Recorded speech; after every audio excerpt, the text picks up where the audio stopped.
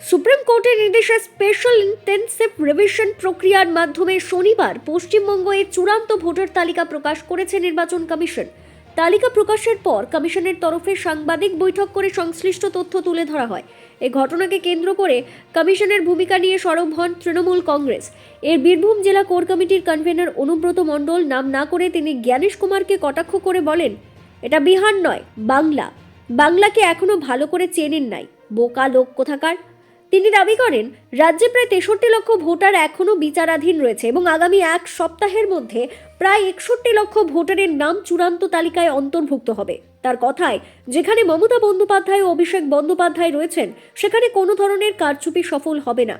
বীরভূমের এই প্রভাবশালী নেতা আরও বলেন, পশ্চিমবঙ্গকে হালকাভাবে নেওয়া উচিত নয়, কারণ দেশের স্বাধীনতা আন্দোলনে বাংলার অবদান অত্যন্ত গুরুত্বপূর্ণ। তার এই মন্তব্য ঘিরে রাজনৈতিক মহলে নতুন করে বিতর্কের সৃষ্টি হয়েছে। দেখুন, যেটা মোটামুটি 68 লাখ নাকি 63 লাখ যেটা বিচারে, তো ওটা 63-র ভেতরে ওটা ধরুন মোটামুটি আমার যে আইডিয়া, এই 2-1 দিনের 7 দিনের ভেতরে ওটা দাঁড়িয়ে যাবে 61 লাখ ঢুকে যাবে ভোটার লিস্টে। আমার ওয়ার্ডে যেমন কিছু দেখলাম 6টা বুথ মিলিয়ে 130টা গোলমাল দেখলাম। তার ভেতরে আমি দেখলাম চাঁদুর ওয়ার্ডে 2টো শিফটিং হয়েছে, 2টো আমি অল্প দেখলাম, 2টো না 3টে মৃত্যু, কারেক্ট, তার অরিজিনাল মারা গেছে। সুদীপ্তর ওয়ার্ডে 2টো শিফটিং আছে।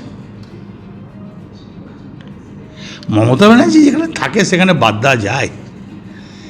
এটা কি বিহার পেয়েছে নাকি? কিছু বোঝে না বলে দিলাম, বাদ দিলাম। এখানে বাংলা না, বাংলা দেশ স্বাধীনতা করেছে, বাংলা ব্রিটিশ সরকারকে সরিয়েছে। যত স্বাধীনতা সংগ্রামী সবই তো বাংলা, তা বাংলাকে ঠকানো যায়? বোকা লোক কোথাকার। কমিশনের কি কোথাও কিছু চক্রান্ত বা কিছু দেখছেন আপনি? দোষ নাই, বাংলা জানে না।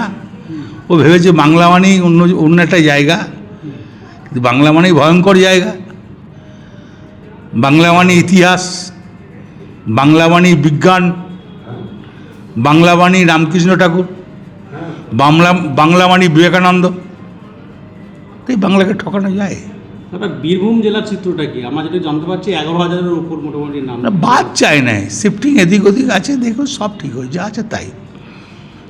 আমার যেমন আগে ভোটার লিস্টে ছিল 6টা বুথে আমার ছিল 51,140টা, এখন হয়েছে 4,900। এটা বুঝলি? যে পরিকল্পনার অভিযোগ উঠে আসছিল যে কমিশন এবং বিজেপি একটা ষড়যন্ত্র চক্রান্ত করা। হ্যাঁ, তো মমতা ব্যানার্জি রুখে না দাঁড়ালে, মমতা ব্যানার্জি অভিষেক ব্যানার্জি রুখে না দাঁড়ালে সর্বনাশ করে দিত। সর্বনাশের দিকেই তো রাস্তায় হাঁটছিল, কিন্তু মধ্যেখানে দেখলো রাস্তাটা এত সুন্দর, এ কাটা খুব মুশকিল তাড়াতাড়ি, ওই জন্য কাটতে পারলো না। সুন্দর উন্নয়ন হয়েছে না, প্রথমে ধরুন পাথর, তারপরে ঢালাই, তারপরে পিচ, ওই জন্য পারলো না। বীরভূম থেকে অনির্বাণ পাজার রিপোর্ট, বিগ নিউজ বাংলা।